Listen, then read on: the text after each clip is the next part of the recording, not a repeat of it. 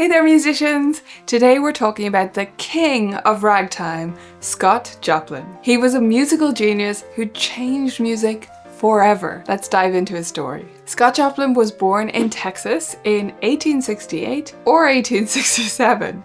We're actually not exactly sure which one it was. His father had once been enslaved but gained his freedom, and his family absolutely loved music. His mum worked as a cleaner in a fancy house, and the owners of that house let little Scott play on their piano. One day, a music teacher heard him and said, "Hey, this kid's got talent."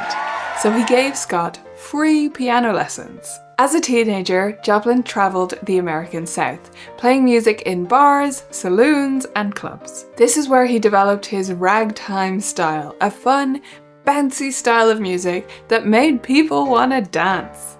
Ragtime wasn't just catchy, it also influenced jazz and modern music that was yet to come. Joplin became the most famous ragtime composer ever. But he didn't just love ragtime, that wasn't his only thing. He also studied classical music like opera and symphonies. In 1899, Joplin published The Maple Leaf Rag. This piece is still popular now, but at the time it was a huge hit. It was the first sheet music ever to sell over 1 million copies. Now, I mentioned that Joplin wasn't just about ragtime. He also dreamed of creating an opera.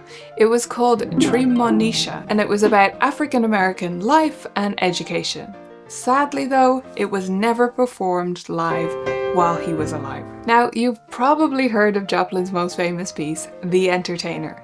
If you don't know what that is by the name, just listen to the first few notes and you'll have heard it. It's one of Joplin's most famous, I would say the most famous tune. It became super popular again in the 1970s when it was used in the movie The Sting. Fun fact, Joplin's music is literally out of this world. His piece, The Entertainer, was included in NASA's Golden Record, which was sent into space to introduce music to the aliens. Even though he was a musical genius and wrote pieces people loved, Joplin struggled to make money and gain recognition during his life. Racism and limited opportunities for black musicians made things really tough. After Joplin passed away in 1917, his music faded. But not forever. In the 1970s, it made a huge comeback, and Joplin was finally recognized as the legend he was.